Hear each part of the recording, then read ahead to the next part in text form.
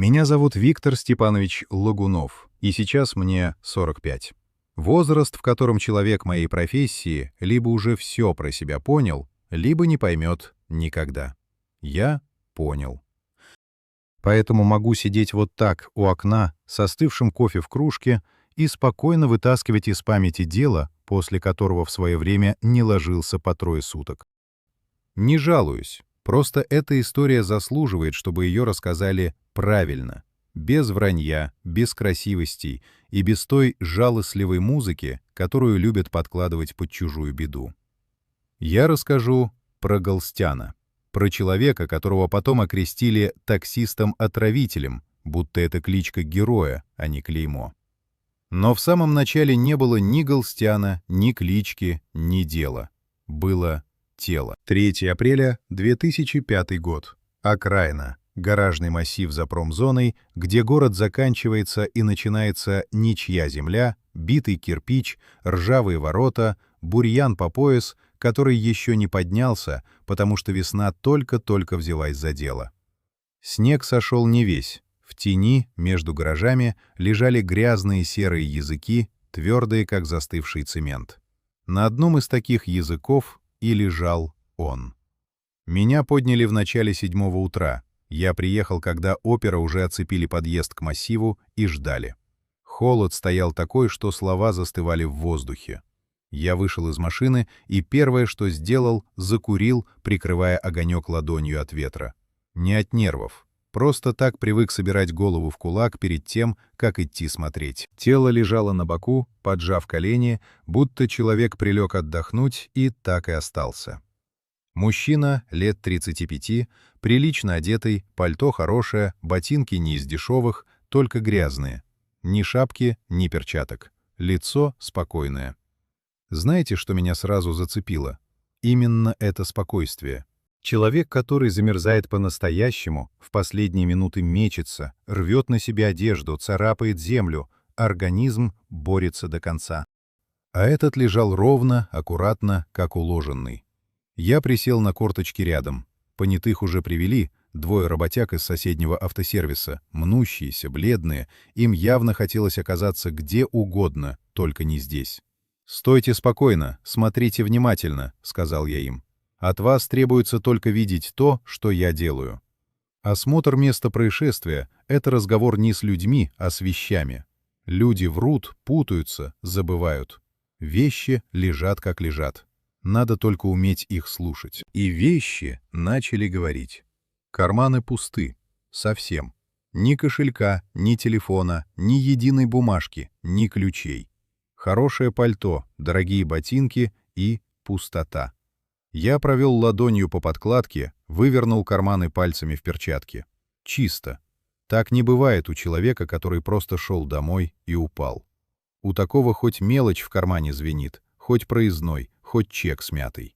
А тут будто кто-то прошелся следом и подобрал все до нитки. Подошла Елена Аркадьевна Стрельцова, наш судебно-медицинский эксперт. Женщина, которую трудно чем-либо удивить, и за это я ее всегда уважал. Она опустилась рядом, осмотрела голову, шею, кисти. «Видимых повреждений нет, Виктор Степанович», — сказала она. «Ни ссадин от борьбы, ни странгуляции, ни следов на запястьях. Не связывали, не били. По первому взгляду — переохлаждение». «Запах?» — спросил я. «Алкоголь есть, не сильный, но есть». Вот тут все и складывалось в ту самую удобную картинку, которую город принимает, не глядя. Выпил мужик, пошел не туда, забрел в гаражи, отключился, замерз. Питер, апрель, ночью минус, земля еще ледяная. Таких за зиму по области набирается столько, что счет идет на сотни. Никто не убивал, сам дошел. Состава нет, есть несчастный случай. Подпиши и забудь. Я стоял над ним и чувствовал, как меня это раздражает. Не разумом еще, разумом я тоже видел переохлаждение. Раздражало нутром. Я смотрел на пустые карманы и на спокойное лицо и думал, где вещи? Замерзший пьяный не раздевает сам себя и не выбрасывает кошелек в кусты. Если ограбили, где следы драки? Хороший грабеж — это всегда грубо, толкнули, ударили, сорвали. А здесь человек будто сам отдал все и лег. «Толкуете на криминал?» — тихо спросил подошедший Руслан Маратович Сабиров, опер из розыска, с которым мы тогда только начинали работать в связке. Молодой, злой до работы, нюх собачий.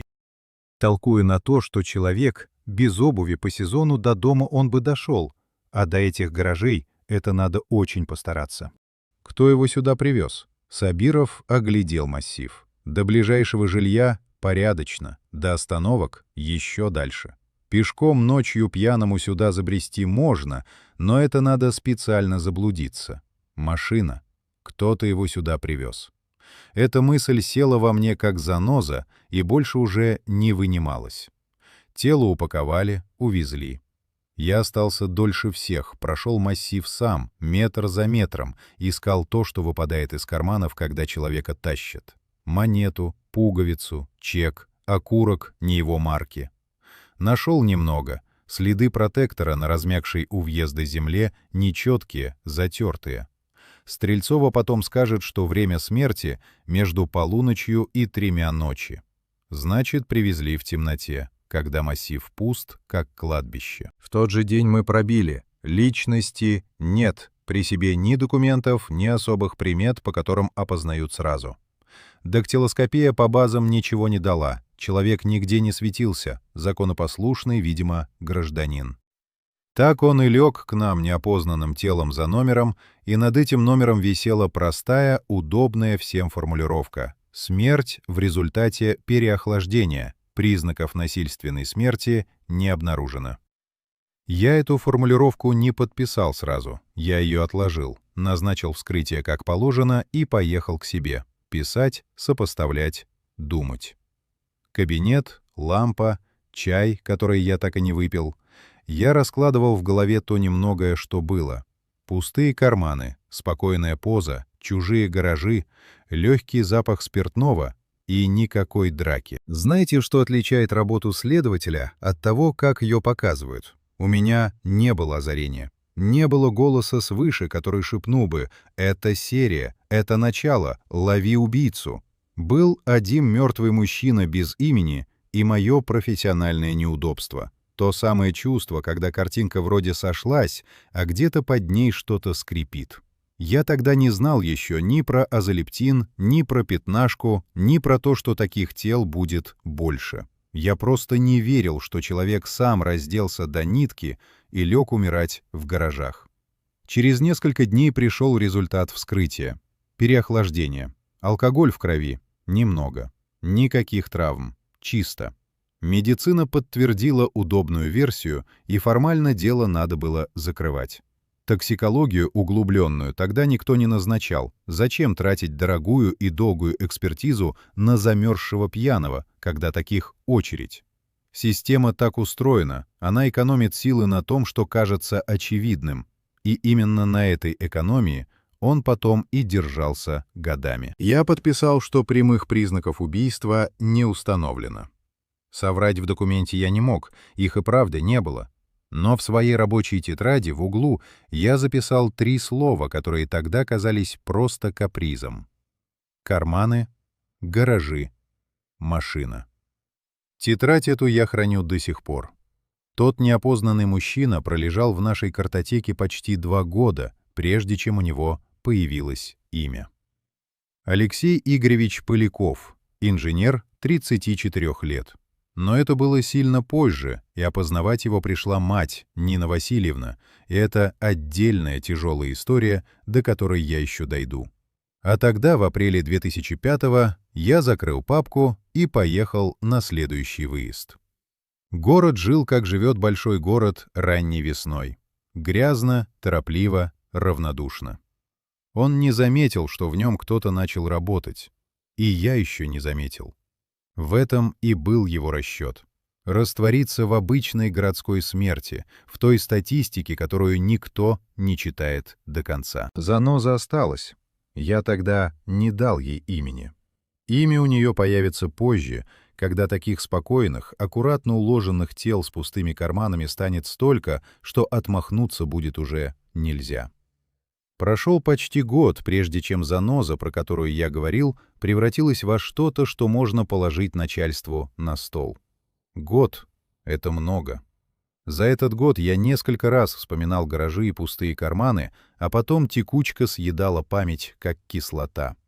У следователя по особо важным делам не одно дело в работе, а 15, и каждое кричит, что оно главное. Но они начали накапливаться, тихо, по одному, в разных концах города. Зима с 2005 на 2006 выдала мне еще двоих. Один во Фрунзенском районе в промзоне у железнодорожных путей, другой уже в области, за Кольцевой, в посадке вдоль шоссе. Я их обоих не вел лично, но сводки читал, и читал я их не как все.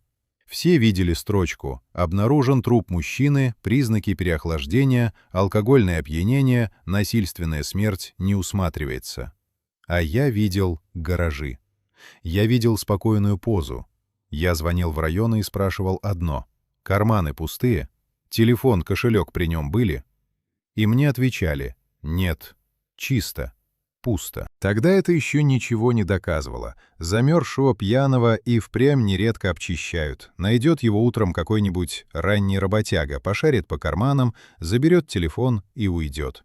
Мародерство на трупах — обычная городская грязь. Мне так и говорили коллеги, разводя руками: «Виктор Степанович, ну что ты выдумываешь серию? Замерз, обобрали, бытовуха».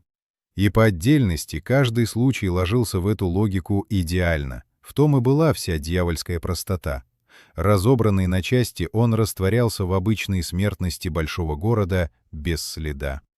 Я сел и впервые свел их вместе. Взял лист, расчертил столбцами. Место, время, поза, одежда, что пропало, алкоголь, повреждения.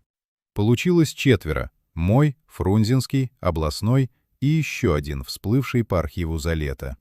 И по этой таблице у меня похолодело внутри сильнее, чем на любом из тех морозов. Везде ночь. Везде мужчины от 25 до 40, прилично одетые, ни бродяги, ни алкоголики со стажем. Везде легкое или среднее опьянение, но не до бесчувствия. Везде пустые карманы, ни денег, ни телефона, ни документов. Везде ни одной царапины, ни следа борьбы. И везде безлюдное место на отшибе, куда нормальный человек ночью своими ногами не пойдет. Их не находили в подворотнях у дома, их находили там, куда надо привезти. Я понес эту таблицу наверх. И вот тут я впервые уперся в стену, которая оказалась прочнее любого преступника. Система не любит серий. Серия — это межрайонное дело, это сводная бригада, это отчетность, которая портит цифры сразу нескольким начальникам. Пока 4 трупа лежат в 4 районах, как 4 отдельных несчастных случая, статистика чистая, раскрываемость не страдает, потому что и раскрывать формально нечего, состава нет. А стоит мне сказать слово «серия», и это уже 4 нераскрытых убийства, это пятно. Это комиссии. Мне прямо так и объяснили, не зло, а устало. Где у тебя труп с ножом в спине? Нет. Где экспертиза, что это убийство? Нет. Везде переохлаждение. Ты на чем серию строишь? На пустых карманах и на своем чутье? Чутье к делу не подошьешь. И крыть мне было нечем. В этом и заключался разрыв, который мучил меня потом 3 года. Я знал. Нутром, опытом, по почерку я уже знал, что по городу ходит один человек и складывает этих мужчин как дрова. Но знать и доказать — 2 разные планеты. У меня не было ни одной улики, которую можно положить на стол прокурору. Только таблица и упрямство. Я пошел к Елене Аркадьевне Стрельцовой. Среди всех она была единственной, кто не отмахнулся. «Елена Аркадьевна, посмотрите еще раз глазами не на причину, а на картину», — попросил я и разложил перед ней фотографии. «Что вас смущает?» Она долго смотрела, потом сказала медленно, взвешивая каждое слово, как и положено эксперту. «Меня смущает поза, Виктор Степанович. Замерзающий человек в терминальной стадии часто ведет себя странно. Может срывать одежду, ему кажется, что жарко, это называется парадоксальное раздевание. А ваши все лежат одетыми и спокойными, будто легли и уснули раньше, чем замерзли, будто потеряли сознание не от холода. А от чего можно так потерять сознание, чтобы и не двигаться, и не сопротивляться, и тихо угаснуть на морозе? От очень многого. От большой дозы алкоголя, но у них не та концентрация, от лекарств, от снотворного, от нейролептиков в сочетании с выпивкой. Холод тогда просто добивает уснувшего. Она помолчала и добавила то, за что я был ей благодарен всю жизнь. Но это надо искать прицельно. Стандартная судебно-медицинская экспертиза такие вещества не ловит. Нужна развернутая токсикология, химия. А ее на переохлаждение никто не назначит. Это дорого и долго. Вот оно, замкнутый круг. Чтобы доказать отравление, нужна токсикология. Чтобы назначить токсикологию, нужно основание подозревать отравление. А основание дает только токсикология. Змея кусала себя за хвост, и в этой петле он чувствовал себя как рыба в воде. Я честно скажу про тот период, он был временем тупика. Не киношного тупика, после которого через сцену приходит озарение, настоящего. Я писал рапорты, их клали под сукно. Я просил объединить дела, мне отказывали с формально безупречной мотивировкой.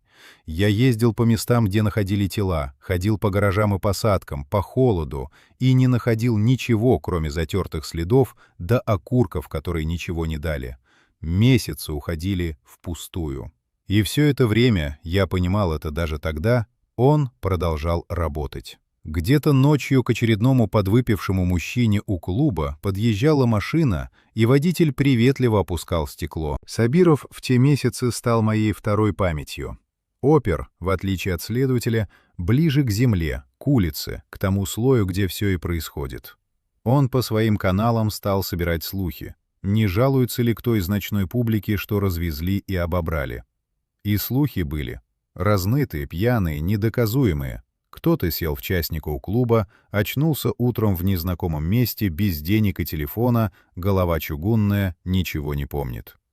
Таких заявлений почти не писали. Стыдно, да и что предъявить? Сам дурак сел к бомбиле.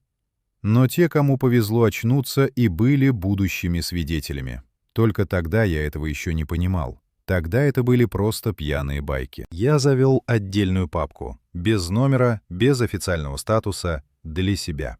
Складывал туда все: вырезки сводок, копии экспертиз, таблицу, записи разговоров с Сабировым. Папка пухла, а дело не двигалось. Это, наверное, самое тяжелое в нашей работе. Не опасность, не трупы. Тяжелее всего жить с уверенностью, которую не можешь превратить в действие. Когда видишь хищника, а руки связаны бумагой. Я не сорвался, не запил, не пошел бить кулаком по столам начальства. Это в кино помогает, в жизни только переводят в другой отдел. Я делал то единственное, что мог. Копил. Я знал, что рано или поздно он ошибется. Любой, кто работает так долго и так нагло, начинает верить в свою безнаказанность. А вера в безнаказанность — это и есть та трещина, в которую потом входит лом. Надо было только дождаться его ошибки и быть к ней готовым. Подготовиться так, чтобы когда он оступится, у меня уже все лежало по полочкам. К концу 2006-го в моей неофициальной папке было уже 5 эпизодов, которые я уверенно считал одной рукой. Город по-прежнему ничего не замечал. Газеты писали про что угодно, только не про то, что по ночам кто-то методично собирает с его улиц молодых мужчин. А я каждое утро открывал папку и смотрел на таблицу. И каждое утро мне отвечала одна и та же пустая строка в графе «Доказательства». Перелом был близко, но пришел он, как всегда и приходит, не от моего ума, а от чужой смерти. И от того, что один раз система все-таки сработала так, как должна. Перелом начался с экспертизы, которую я пробил, можно сказать, нахрапом, из того, что мне один раз крупно повезло с человеком на нужном месте. К зиме 2007-го у меня на руках оказался свежий эпизод, который удалось не отдать в район, а замкнуть на себя. Мужчина, найденный в области, в дачном массиве, пустом по зиме. Та же картина. Спокойная поза, пустые карманы, легкое опьянение, ни следа насилия. Но в этот раз я успел к телу раньше, чем оно прошло по накатанной колее, переохлаждение, закрыть. И я уперся рогом. Назначаю развернутое судебно-химическое исследование. Прокурор тогдашний поморщился. Это деньги, это сроки. Но я положил перед ним свою таблицу, все 6 эпизодов, и сказал прямо: «Аркадий Витальевич, если я прав и это окажется отравление, а мы не проверили, это будет уже не мой висяк, а наш общий позор на весь город. Подпишите назначение». Аркадий Витальевич Брагин был человек осторожный, но не глупый. Он подписал. Химию делал Михаил Борисович Гладышев, токсиколог от Бога, дотошный до занудства, из тех, кто перепроверяет себя трижды, прежде чем сказать слово. Я ждал результата, как ждут приговора. И он позвонил мне сам, поздно вечером, и по голосу я понял раньше слов. Нашел. «Виктор Степанович, в крови и в тканях азолептин, в значимой концентрации». Что это, Михаил Борисович? По-русски. Азолептин, он же клозапин, сильнодействующий нейролептик, рецептурный, тяжелый. Его назначают при серьезных психических расстройствах под строгим контролем. У вашего покойного никаких показаний к нему быть не могло. А в таком количестве, да еще с алкоголем, это глубокое угнетение сознания. Человек проваливается как в яму. Добавьте холод, и сердце просто останавливается во сне. Он не чувствовал, как умирает. Я положил трубку и какое-то время сидел, не двигаясь. Вот оно. Не чутье, не таблица. Вещество. Конкретное, названное, лежащее в протоколе экспертизы. Орудие убийства, которое нельзя списать на мороз и водку. Меня будто заново включили. Я в тот вечер не пошел домой. Поднял свою папку и стал перечитывать все подряд, уже зная, что ищу. Дальше я добился того, чтобы по сохранившимся образцам тканей перепроверили старые эпизоды, те, где материал еще не уничтожили. Не везде он сохранился. Морги не хранят такое вечно, и это была отдельная боль. Часть тел уже не проверить никогда, доказательства по ним сгнили вместе с упущенным временем. Но там, где образцы дожили, Гладышев нашел то же самое — азолептин. Один и тот же препарат, один и тот же почерк. И вот тут эпизоды, наконец, схлопнулись в серию, официально, на бумаге, с экспертным основанием. То, что я 3 года носил в неофициальной папке, легло в постановление. Дела объединили, мне дали бригаду. Поздно, но дали. Теперь у меня появилась новая работа — понять, кто может травить азолептином. И тут пошли версии, те самые ложные тропы, без которых не бывает ни одного настоящего следствия. Версия первая, самая очевидная — медик. Препарат рецептурный, тяжелый, обычному человеку не достать. Значит, у убийцы есть доступ к психиатрии. Врач, медбрат, санитар, фельдшер, скорый. Мы подняли психоневрологические диспансеры, больницы, проверили, как учитывается азолептин, не было ли хищений, недостач. Версия логичная, и я в нее почти поверил. Образ складывался красивый. Человек в белом халате, который днем лечит, а ночью убивает. Мы отработали ее до дна. Месяц работы. Тупик. Учет препарата хоть и хромал местами, но ни одной ниточки к нашим ночам и нашим телам не дал. Медик отпал. Версия вторая. Фармацевт или кто-то, связанный с аптечным оборотом, тот, кто может выписать или достать препарат мимо учета. Опять подняли всех, кого могли. Опять впустую. Я тогда злился. На себя, на то, что красивая логика не работает. А она и не должна была работать, потому что я мыслил в неправильную сторону.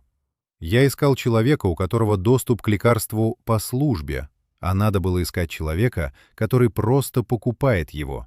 Потому что азолептин, при всей его рецептурности, в те годы можно было достать на черном рынке, через нужных людей, оптом, если знать, к кому подойти.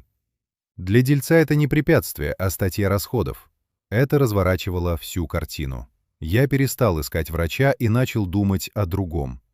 Если человек не лечит, а травит, и делает это много лет подряд, значит, для него это не патология, не мания, это ремесло, бизнес. И азолептин для него не лекарство, а инструмент, такой же, как для слесаря отвертка. Дешевый, надежный, не оставляющий, как он думал, следов. Я тогда впервые по-настоящему задумался о мотиве и отмел первое, что лезет в голову. Маньяк? Тот, кто упивается смертью? Нет. Маньяк оставляет почерк страсти, ритуал, поза, что-то для себя. А здесь почерк был сухой, как бухгалтерская ведомость. Тела не позировались, не калечились, ничего лишнего. Только одно неизменно — все ценное исчезало. Деньги, телефоны и, отдельной строкой, что меня зацепило, документы, паспорта, права. Зачем убийце документы жертв? И вот когда я сложил это вместе, препарат как дешевый инструмент, безлюдные места как способ спрятать, исчезнувшее имущество, исчезнувшие документы, мотив встал передо мной во весь рост, холодный и логичный. Это не сумасшедший, это промысел. Кто-то поставил на поток ограбления подвыпивших ночных пассажиров, а смерть сделал не целью, а способом замести следы. Мертвый не опознает, мертвого спишут на мороз.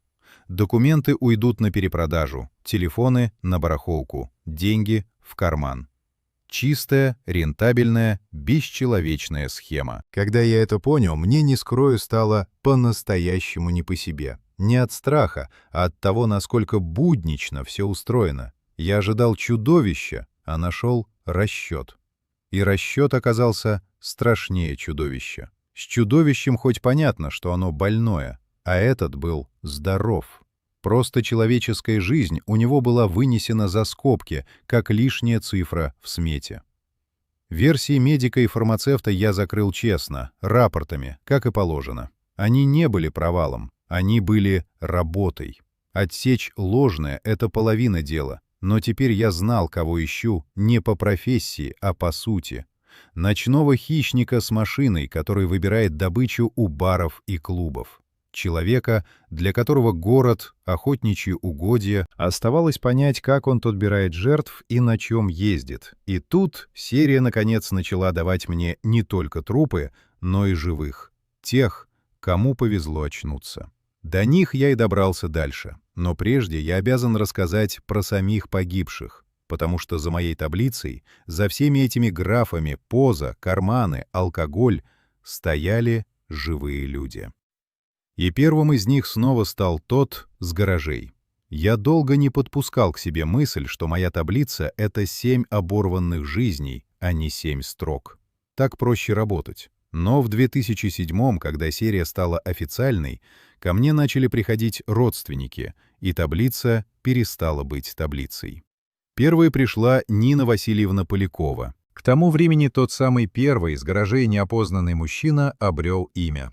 Опознание шло долго и трудно, ни документов, ни заявления о пропаже поначалу не было. Но мать есть мать. Алексей Игоревич Поляков, инженер, 34 лет, не пил запоями, жил один, работал на заводе за городом. Когда сын перестал отвечать, она сначала думала «закрутился, командировка», потом обивала пороги. И вот через систему розыска пропавших, через сверку примет, через ту самую затянувшуюся бюрократию, которая всех нас держала за горло, его, наконец, связали с телом из гаражей. Нина Васильевна вошла ко мне в кабинет. Женщина за 60, прямая, в строгом темном пальто, с лицом, на котором горе уже не плескалось, а застыло. Я встал ей навстречу. Я всегда встаю. Отодвинул стул, помог снять пальто. Дождался, пока она сядет, и только потом сел сам. «Нина Васильевна, присаживайтесь, пожалуйста. Я следователь Логунов, Виктор Степанович. Я веду дело вашего сына». Она положила руки на сумочку и посмотрела на меня. И первый ее вопрос был не про убийцу. «Скажите, он мучился?» Вот это самый страшный вопрос в нашей работе. Никто, никогда поймаете, а Мучился ли? Я мог бы спрятаться за формулировку, но передо мной сидела мать, и она заслуживала правды, той, что не добивает.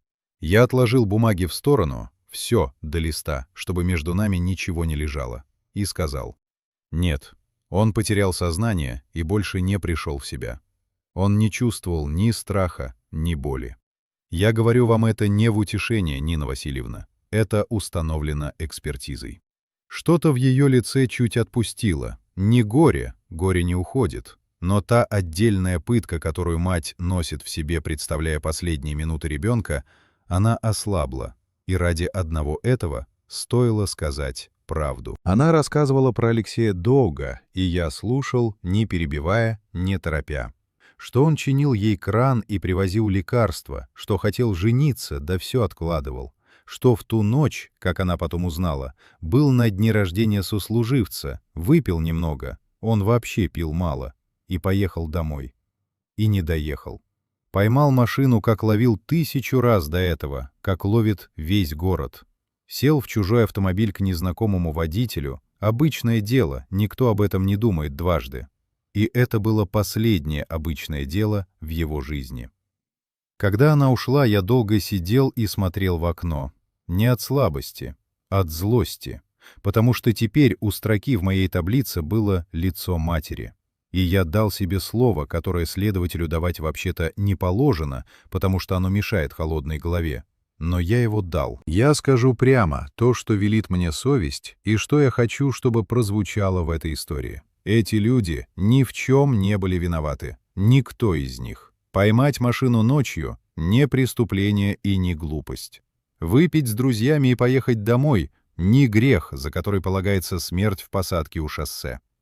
Я слышал потом разговорчики, мол, сами виноваты, нечего пьяными по ночам кататься с кем попало. Каждый раз, когда при мне такое говорили, я обрывал. Жертва не отвечает за подлость убийцы. Это он вышел на охоту, а не они напросились в добычу. Среди 7 были разные люди, и я узнавал их одного за другим. Были семейные, были одинокие. Был совсем молодой парень, едва за 20, возвращавшийся с дня рождения друга. Был мужчина постарше, отец 2 детей, ехавший домой из командировки и решивший сэкономить время, поймав частника у вокзала. Виктимология — слово сухое, кабинетное, а за ним живые истории про то, как обычный ночной путь домой обрывался у приоткрытого окна чужой машины. Я понял про них главное, и это стало ключом к сужению круга. Это не были бродяги и не были опустившиеся пьяницы, которых легко взять голыми руками. Это были нормальные, при деньгах, при телефонах, при документах мужчины, то есть настоящая ценная добыча. Тот, кто их выбирал, выбирал не слабых, он выбирал платежеспособных. Подвыпивший человек у клуба, который машет рукой такси, это кошелек, телефон и паспорт на 2 ногах. И хищник это понимал лучше нас. Тяжелее всех мне дался разговор с отцом того молодого парня. Старик, а он сразу стал стариком, хотя был, наверное, чуть старше 60, пришел с фотографией сына. Иван Петрович, так его звали. Он не плакал и не кричал. Он положил фотографию на стол и спросил: «Вы их поймаете?» Не его, их. Он почему-то был уверен, что один человек столько зла сделать не мог. Я не стал поправлять. Я встал, подошел, сам взял у него из рук фотографию, чтобы вглядеться, и сказал: «Иван Петрович, я вам обещать поимку завтра не имею права. Соврать вам было бы хуже всего, но я обещаю, что не закрою это дело, пока жив. И я слово держу». Он посмотрел на меня долгим взглядом, каким смотрят люди, которых уже много раз обманывали казенные кабинеты, и тихо сказал: «Верю. Глаза у вас не казенные». Я этого «верю» от пожилого человека, потерявшего сына, до сих пор не забыл. Эти встречи меня не сломали. Следователя такое не должно ломать, иначе он перестает работать. Но они меня переплавили. Из дела про азолептин и пустые карманы это окончательно стало делом про 7 человек, у каждого из которых была мать, отец, недочиненный кран, не случившаяся свадьба.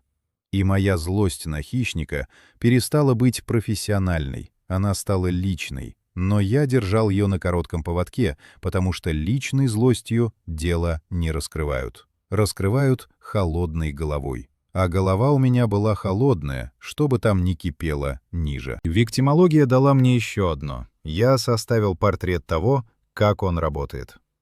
Поздняя ночь. Скопление подвыпивших людей. Бары, клубы, рестораны. Человек один, без компании, которая хватится. Готов сесть в частную машину. И дальше. Приветливый водитель, разговор, предложение попить, кофе из термоса, водички, газировки, возьмите, у меня есть. И провал. Я уже видел эту машину у тротуара. Я еще не знал ни ее марки, ни цвета, ни того, кто за рулем, но я уже знал, как она охотится. Оставалось дать ей номер и лицо. И вот тут на сцену вышли те, кому повезло, живые, те, кто сел и очнулся. Живые свидетели — это совсем другая работа, чем мертвые. Мертвый честен, но нем. Живой говорит, но врет сам себе. Те, кто выжил, выжили по чистой случайности. То ли доза не та, то ли организм покрепче, то ли спугнул его кто, и он бросил жертву раньше времени, не на морозе, а где потеплее, и человек очнулся. Сабиров вытащил их с улицы по тем самым слухам, что копил годами. Я допрашивал каждого сам, и складывалась картина, от которой по-настоящему сжимались кулаки, потому что она была до отвращения одинаковой. Вышел из клуба за полночь, стоял, ловил машину. Подъехала легковая, наша, отечественная. Водитель, спокойный, вежливый, с легким акцентом, кавказским вроде. Не борзый, не цыганит по цене, наоборот, мягко. Поехали, разговорились. Он угостил, у кого кофе из термоса, у кого газировка из бутылки, открытой будто бы заранее. Выпил, а дальше темнота. Очнулся уже без денег, без телефона, голова чугунная, мутит. Кто где? Один в чужом дворе, другой на остановке за городом. Один к одному, 7 раз подряд, разными голосами. И каждый раз машина. Отечественная, светлая, рядовая, каких в городе тысячи, незаметная, в этом и был расчет. Не иномарка, которая бросается в глаза, а тот самый частник бомбила, к которому привык весь город и на которого никто не смотрит дважды. Я сел с этими показаниями и стал давить на детали. Свидетели после такого помнят плохо, а Залептин бьет по памяти, многое стирается. Но человек под давлением аккуратного, настойчивого допроса вытаскивает из себя то, о чем сам не знал, что помнит. Я не орал на них, нет. Они жертвы, а не подозреваемые. Я вел их медленно, по шагу. Какого цвета салон, чем пахло, что висело на зеркале, как звучал двигатель, какой формы фары. И из обрывков начал собираться автомобиль. Светлая пятнашка. 15-я модель ВАЗ, Лада Самара, в народе ее так и звали, пятнашка. Самая обычная рабочая машина, рабочая лошадка частного извоза. Один из свидетелей вспомнил часть, как ему показалось, номера, другой — вмятину или скол на крыле, по крупицам. Но все это были по-прежнему только слова, косвенное. Я знал марку машины и не мог положить руку ни на одну конкретную пятнашку в многомиллионном городе. Их были тысячи. И вот тут наложились друг на друга две вещи, которые и переломили дело. Чужая беда, обернувшаяся уликой, и техника, которая впервые сыграла на нашей стороне.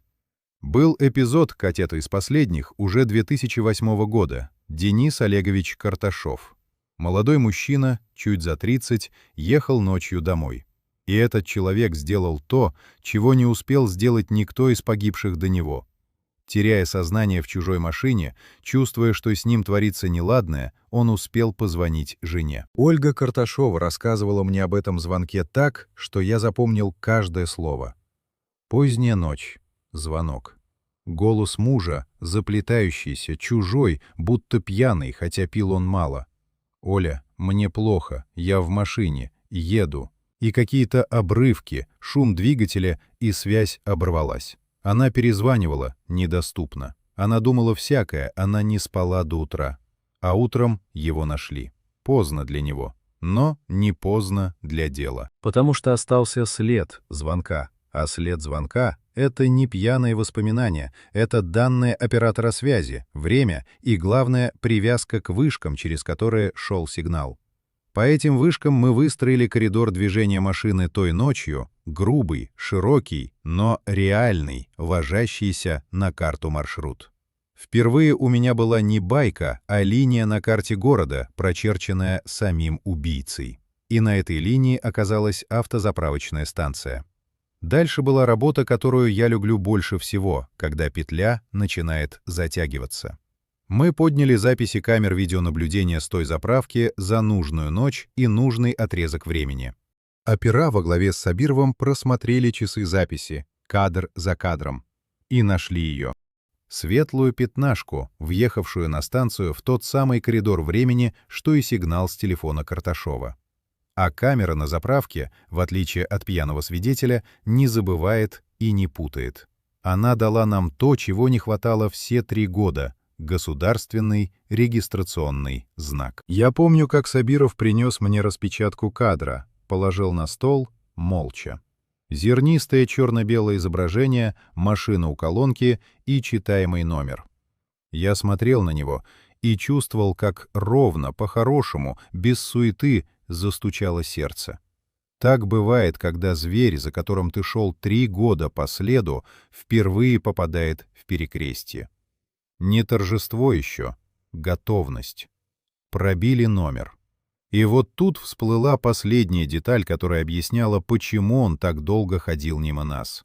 Машина и человек за ней оказались, можно сказать, невидимками для системы. Хозяин, приезжий выходец из Армении, живущий и работающий без должного оформления. Не зарегистрирован как таксист, он и не был таксистом, он был бомбилой, частником без лицензии, каких город терпит тысячами. По нашим базам почти не проходит ни приводов толковых, ни внятного следа. Нелегал, растворенный в городе.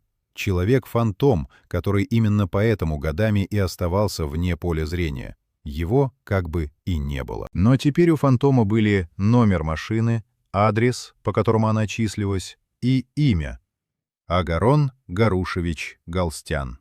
Я произнес это имя вслух в пустом кабинете, и оно мне ничего не сказало. Обычное имя обычного человека. Никакого демонического звона. Делец, извозчик, сосед, которого никто не подозревает. Именно такой и страшен по-настоящему. Я 3 года искал чудовище, а нашел частника на пятнашке. Мы установили за ним наблюдение. Осторожно, спугнуть было нельзя. Я хотел брать его не на пустом месте, а так, чтобы под ногами уже лежал фундамент, показания выживших, привязка машины, экспертизы по азолептину, коридор движения в ночь гибели Карташова. Косвенное к косвенному, улика к улике. По отдельности каждая ниточка рвалась под пальцами защиты. Я знал это заранее. Поэтому вязал их в один канат. Готовясь к задержанию, я еще раз прошел по всему делу, от гаражей 2005-го до звонка Карташова, и понял, что система, которая 3 года мне мешала, в самом конце сама же меня и вытащила. Оператор связи сохранил данные, заправка сохранила запись. Без этой техники на одном моем чутье и пьяных свидетелях он гулял бы до сих пор. Иногда город, который ничего не замечает, все-таки оставляет на себе отпечаток пальцев хищника. Надо только успеть его снять, пока не стерся. Был март 2008-го. Я назначил день задержания. И впервые за 3 года спал спокойно, потому что знал, завтра я, наконец, увижу его лицо. Брали его на рассвете. Я люблю это время для задержания. Человек со сна вялый, не успевает надеть маску, которую носит днем. Группа захвата, опера наготове, судебное постановление на обыск у меня во внутреннем кармане. Все по закону, до запятой. Я с самого начала вел это дело так, чтобы потом ни один адвокат не выдернул из-под нас ни одной процессуальной ниточки. Хищника надо брать чисто, иначе он сам станет жертвой нашей же ошибки и уйдет. Когда его выводили, я стоял и смотрел. Вот он, Агарон Гарушевич Галстян, ради которого я 3 года не закрывал папку. Невысокий, плотный, лет под 40, с обычным усталым лицом обычного работяги. Ни горящих глаз, ни печати зла. Он посмотрел на меня спокойно, даже с легким недоумением, будто произошла досадная ошибка, и сейчас все разъяснится. Эта его невозмутимость и была первым, что я внес в свою копилку. Так не держится невиновный, которого подняли на рассвете толпой вооруженных людей. Невиновный кричит, возмущается, требует, а этот молчал и считал. Я узнал в нем свою же породу расчета, только вывернутую наизнанку. Обыск в квартире дал главное. Среди обычного житейского хлама в укромном месте нашли упаковки азолептина, около 100 таблеток. 100 таблеток сильнодействующего рецептурного нейролептика у частного извозчика, у которого нет и не может быть никаких медицинских показаний. Это был не вещдок, это был гвоздь. Я смотрел, как понятые заверяют изъятое, как все ложится в протокол, и думал. Вот оно, то самое, чего мне не хватало 3 года. Орудие в руках хозяина. А дальше начался допрос. И вот тут была моя территория. Я готовился к нему как к бою, потому что это и был бой, только без крови. Я знал про него уже достаточно. Делец, расчетливый, хладнокровный, с крепкими нервами. Такого не возьмешь криком и кулаком по столу. Он только укрепится. Такого надо переиграть. Я сел напротив, разложил папку, не торопясь. Дал тишине поработать на меня. Он держался хорошо, надо отдать должное. Вину отрицал начисто, с первой минуты и до конца. Я частный извоз, да, вожу людей. Мало ли кого я возил 3 года назад, я не помню. Доказательств у вас нет. Он сразу нащупал нашу слабость, косвенность. Умный. Он понимал, прямых-то улик. Кто-то видел, как он подсыпает. Нет. Все, кто видел, мертвы. И он на это опирался как на стену. Я не стал ломиться в эту стену лбом. Я начал обходить. «Агарон Гарушевич, я ведь не спрашиваю, помните ли вы пассажиров. Я и не жду, что вспомните. Я вам про азолептин, 100 таблеток. Объясните мне, простому человеку, зачем извозчику дома 100 таблеток тяжелого психиатрического препарата, который без рецепта не достать?» Он чуть запнулся, совсем чуть. Сказал, бессонница, мол, кто-то посоветовал. Я даже не повысил голоса. Бессонница? Этим препаратом? Им психозы лечат под наблюдением врача. От бессонницы от него можно не проснуться. Вы это знали. Вы это очень хорошо знали. И я замолчал, давая ему повариться в этом. Допрос — это не выбивание признания. Кто думает, что следствие держится на «раскололся и сознался», тот насмотрелся не того. Признание — самая ненадежная вещь на свете. Его потом отзовут и скажут, что выбили. Дело держится не на словах подозреваемого, а на уликах, которые загоняют его в угол, независимо от того, говорит он или молчит. Моя задача на допросе была не вырвать «да, я убивал». Моя задача была поймать его на лжи, на каждом противоречии, заставить его врать про конкретику, а потом этой же конкретикой по нему ударить. И я давил. Аккуратно, по делу. Я показывал ему не все, дозированно. То коридор движений его машины в ночь гибели Карташова, то кадр с заправки, то показания выживших про светлую пятнашку и вежливого водителя с акцентом, который угощает из термоса. Каждый раз он отбивался. Совпадения, обознались, мало ли таких машин. Но я видел, как он считает. Как взвешивает, что у меня есть, а чего нет. Он не нервничал, он работал, как и я. И в этой работе он раз за разом давал мелкие трещины. То «не помню», там, где нормальный человек помнил бы, то слишком гладкое объяснение, заготовленное заранее, то оговорка про деталь, которую я ему еще не называл. Это была долгая дуэль. Не один допрос, десятки, неделями. Очные ставки с выжившими, опознание. Кого-то из тех, кто очнулся, я свел с ним лицом к лицу, и человек, увидев его, побледнел и сказал: «Он, Он, тот водитель. Галстян и тут не дрогнул внешне. Обознались, гражданин следователь.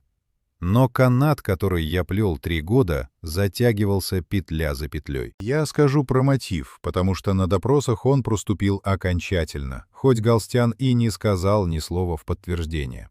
Его выдавала сама логика дела. Документы. 9 эпизодов, где у жертв пропали паспорта и права. Деньги маньяку не нужны, этому были нужны. Телефоны, наличные, документы на перепродажу. Он не упивался смертью, он на ней зарабатывал.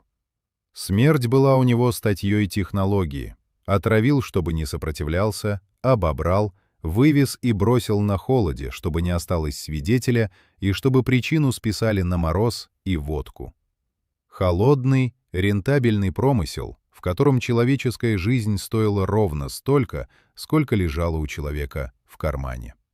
Я видел много подонков, но это бухгалтерская расчетливость, это полное отсутствие в нем чего-либо кроме сметы, это было особое. Был момент, который я запомнил. Под конец одного из допросов, когда я положил перед ним сразу несколько ниточек разом, он посмотрел на меня и сказал тихо, не для протокола, с той же ровной невозмутимостью. «Вы ничего не докажете, гражданин следователь. У вас все косвенное». И знаете, в этих словах не было ни страха, ни вызова. Была спокойная уверенность дельца, привыкшего, что разрозненное по отдельности ничего не весит. Он был прав по каждой ниточке в отдельности, и он жестоко ошибался насчет каната. Я ответил ему тоже тихо. «Каждая ваша косвенность по отдельности — ничто, тут вы правы. А вот все вместе они складываются в одного человека, в вас, Агарон Гарушевич. И это уже не я буду решать, это решит суд». Он промолчал, но я видел, впервые за все время он понял, что я не блефую и что отступать не собираюсь, что добыча на этот раз оказалась с зубами. Следствие шло около 1,5 лет. 1,5 года я и бригада собирали, сшивали, перепроверяли каждый эпизод, потому что я знал, защита будет рвать дело по швам, и каждый шов должен держать. 7 убийств, десятки разбоев и грабежей, эпизоды с документами. Все это надо было не просто заявить, а доказать совокупностью так, чтобы у суда не осталось разумных сомнений. Когда я, наконец, передавал дело в суд, оно весило не 1 том. В этих томах лежали 3 года моей жизни и куда больше оборванной жизни 7. Я сделал свою работу. Теперь слово было за судом. Суд по этому делу шел долго, около 2 лет. Санкт-Петербургский городской суд, коллегия профессиональных судей, без присяжных. Дело такого объема и тяжести присяжным не отдают. Я ходил на заседания, когда мог, и не только по обязанности. Мне нужно было увидеть, как канат, который я плел 3 года, выдержит на разрыв. А рвать его пытались всерьез. Защита строила линию ровно на том, на чем стоял сам Галстян с первого допроса. Все косвенно. Нет ни одного свидетеля, видевшего, как он подсыпает. Нет отпечатков на стаканах погибших. Стаканов тех давно нет. А Залептин дома не доказывает, что им травил. Машина на заправке — совпадение. Каждую ниточку защита выдергивала и показывала суду. Вот, смотрите, она одна, ничего не весит. И по отдельности они были правы. Но суд смотрел не на ниточки, суд смотрел на канат. Через процесс прошло более 300 свидетелей. 300 человек, выжившие, родственники погибших, эксперты, опера, понятые, случайные люди, видевшие машину. Михаил Борисович Гладышев объяснял про азолептин так же дотошно, как мне когда-то по телефону. Елена Аркадьевна Стрельцова говорила про позы и про то, почему это не было обычным переохлаждением. Выжившие один за другим рассказывали свою одинаковую историю про вежливого водителя и питье из термоса. Ольга Карташова рассказала про последний звонок мужа. И когда все это легло перед судом не по отдельности, а вместе, 300 голосов про одно и то же, совокупность стала непробиваемой. То, что не весело по нитке, оказалось неразрывным в канате. Галстян до последнего вину не признал. Сидел все с тем же ровным, непроницаемым лицом, с каким встретил меня на рассвете задержания. Ни разу не дрогнул, ни разу не сказал родственникам погибших ни слова. Я смотрел на него в зале и понимал. Он до конца верил в свою бухгалтерию, в то, что косвенное не приговаривают. Он просчитался один единственный раз за всю свою хищную жизнь, но этого раза хватило. Приговор оглашали 3 суток. Я был там. 3 суток судья читал эпизод за эпизодом, потому что их было много. 44 преступления.